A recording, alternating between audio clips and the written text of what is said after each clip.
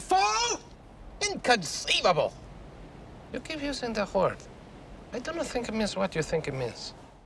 Welcome back to Thinking Critical. This is Wes, and today I'm going to wrap up the channel's coverage of the MCU's latest film, Captain Marvel. I'm going to break down the opening weekend box office, both domestic and overseas. Then I'm going to give an overview of how the film differs from the comic series, which will be spoiler heavy. Finally, I'll go a bit more in depth on the new Captain Marvel origin. Reports of Captain Marvel's demise appear to have been premature, as the film had an outstanding domestic opening weekend haul of $153 million. This fits right in the middle of the original $140 to $180 million projection, but vastly exceeded adjusted forecasts after lead actor Brie Larson's performance during the film's press tour. The film performed particularly strong in Imax, where it collected $14 million domestically and an additional $22 million overseas. Captain Marvel soared into the 7th largest opening for an MCU film, right behind the 3 Avengers films, Black Panther, Captain America Civil War, and Iron Man 3. The film cost $150 million to produce before marketing and is set to make a hefty profit, based in no small part to its even stronger opening overseas. Captain Marvel opened in every major overseas market besides Japan and collected a whopping $302 million, bringing its worldwide opening weekend total to $455 million. This represents the 4th largest overseas opening weekend of all times, behind only The Fate of the Furious, Avengers Infinity War, Jurassic World, and the final Harry Potter flick.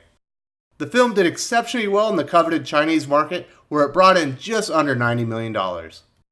There were concerns that a concerted effort to review bomb the film on Rotten Tomatoes and other sites would hurt the film's performance, similar to Solo, A Star Wars Story, and 2016's Ghostbusters reboot.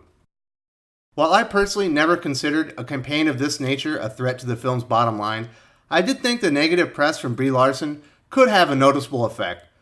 The film was never in jeopardy of bombing like the Ghostbusters and Solo films, but Captain Marvel's performance certainly speaks to the power of the MCU and its reputation for quality worldwide. While the Ghostbusters reboot was tied to a successful and beloved IP, the last film in the franchise was released in 1989, and the reboot had no connective tissue to it other than a few cameos. Solo, A Star Wars Story was the first Star Wars film to lose money and is part of perhaps the most beloved film franchise in history. Unfortunately, it followed the very divisive and downright hated in some corners, The Last Jedi. The Last Jedi has basically broken the Star Wars fan community in half, ruined the legacies of original trilogy characters like Luke, Leia, and Han, and created no new interesting characters aside from BB-8. So it was never exactly a good comparison. Now, the MCU hasn't been flawless. There have been a handful of lesser quality films like Thor: The Dark World and Iron Man 3, but none of those films destroyed a beloved character and never sunk to the lows of Ghostbusters or The Last Jedi.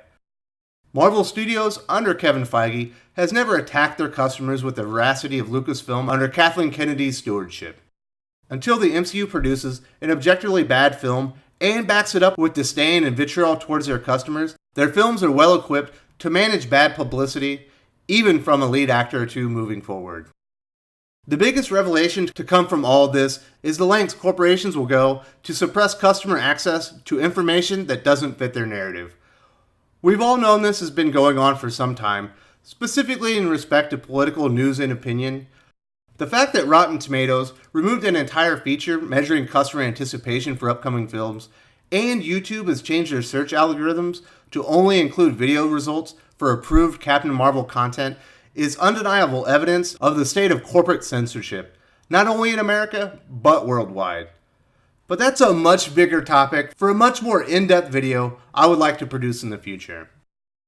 Now that the film is out, we all have information regarding the fidelity between Captain Marvel and the comics that inspired it. Warning, this will be spoiler-filled, and if you don't want any, please end the video now.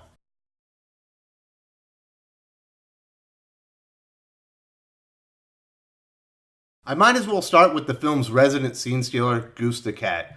The character of Goose is pretty much straight from the comics, albeit with one little change. He's a flurkin, an alien that resembles an ordinary house cat in appearance and behavior, with only a few minor differences such as tentacles that extend from his mouth and he can lay eggs. In the comics, Captain Marvel's flurkin in disguise is named Chewie, not Goose. It's a change that helped Captain Marvel keep some mystery around the cat featured in the marketing for the movie. And in the comics, Flerkens have even more powers that Captain Marvel didn't dive into, like possessing pocket realities, bubbles of space and time that exist in other worlds, allowing Flerkens to store entire universes in their mouths and travel interdimensionally.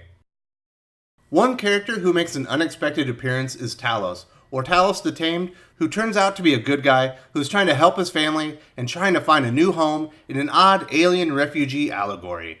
In the comics, Talos is relatively obscure and called Talos the Tamed due to the fact that he was captured by the Kree during the Kree War.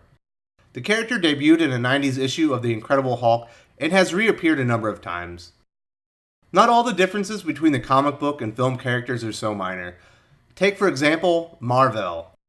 Mar-Vell in comics was Marvel's original Captain Marvel and also a male.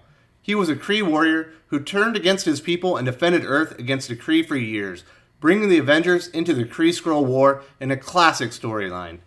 He ultimately died of cancer in Marvel's first graphic novel, The Death of Captain Marvel.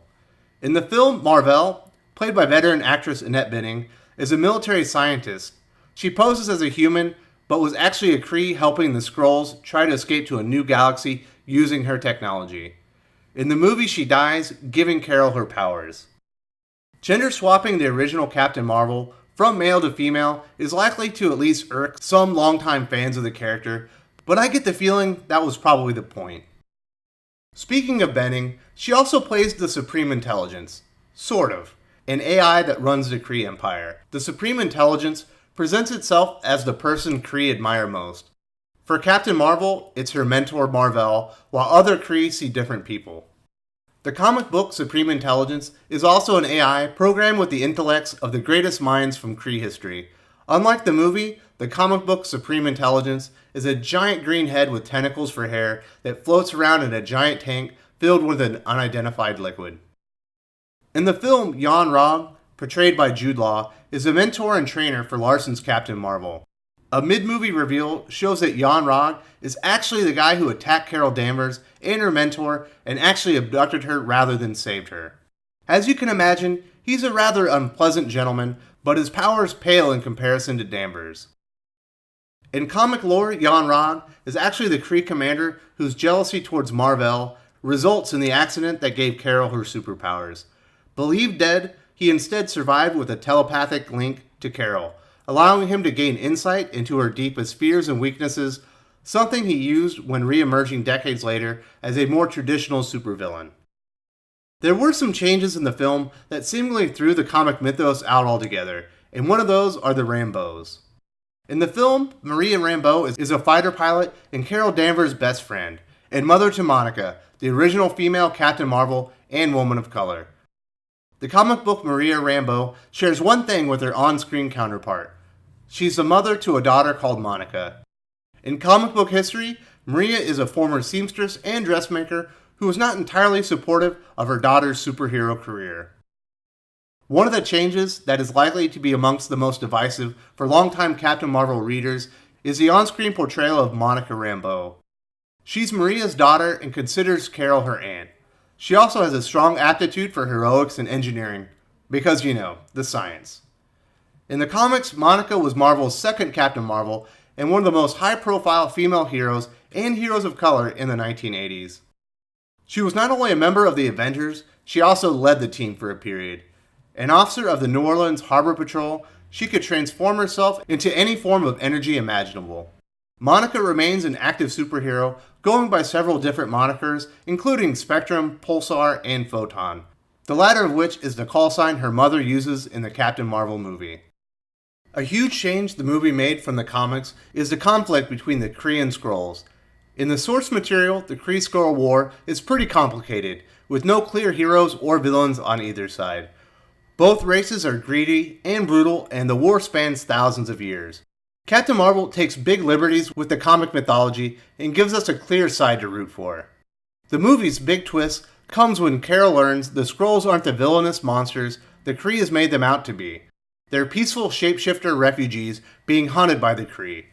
The Kree destroyed their home planet and disseminated lies, making the war seem more equal and reasonable. Carol sides with Talos, helping reunite him with his family and other surviving Skrulls. Later, the Skrulls use Mar-Vell's Tesseract-enhanced technology to fly away in search of thousands of other Skrulls in hiding, as well as a new home planet with Captain Marvel by their side. This bait and switch turned the classic storyline with no good or evil into a parable about the plight of poor, peaceful refugees just looking for a new home. The Liberties didn't end with the Kree Skrull Wars, as Captain Marvel and her origins were altered greatly for the film. In the beginning of the movie, she has amnesia and simply goes by Verse, since that's the only part of her dog tag that her mentor, kidnapper YonRogg, can read after an accident involving Tesseract-powered technology gave her superhuman powers. When she discovers her human past, she reclaims the name Carol Danvers, but never officially assumes the moniker Captain Marvel. When Carol Danvers first appeared in 1968's Marvel Superheroes number 13, she had a somewhat similar origin to that of Captain Marvel's film arc. She was an Air Force officer with no superpower, but was caught in an explosion with the original Captain Marvel. She reappeared in her own series with 1977's Miss Marvel number 1, complete with superpowers of her own. The explosion merged her DNA with Captain Marvel's, giving her alien abilities. She was Miss Marvel for 35 years, but in 2012, she finally took on the mantle of Captain Marvel to honor the late Mar-Vell. As you can see, there were some minor and very substantial changes from the original comic stories. All in all, Captain Marvel's opening can be seen as nothing but a huge success, as the worldwide haul of $455 million has already likely brought the film to or just above the break-even point. All the negative press and Brie Larson's faux pas could not slow down the MCU juggernaut, and early projections have the next MCU film, Avengers Endgame, breaking the all-time opening weekend record with over $280 million forecasted. Time will tell how Captain Marvel is viewed among its peers, but the MCU Phase 3 is coming to a close, and Captain Marvel is one of the movies and characters that will lead Marvel Studios into Phase 4. I don't think most of the changes will affect longtime readers much, but I do believe Mar-Vell's gender swap, the treatment of Monica Rambeau, and changing the Kree Skrull War into a refugee story are likely to cause the most heartburn. Of course, these are just my takes. What are yours? Do you think Captain Marvel can break the $1 billion worldwide benchmark? Did any of the changes from the comics bother you? What did you think of Captain Marvel's new origin? Please let me know your thoughts in the comments section. If you enjoyed this video, please give it a like. I would appreciate it very much. It helps us attract more views for the channel. Subscribe for future commentary, comic book news, and reviews. And don't forget to ring the bell for notifications. If you want to talk comics, movies, and much, much more, you can follow me on Twitter at Wes_from_TC. With that, Salamat Po, and I'm out.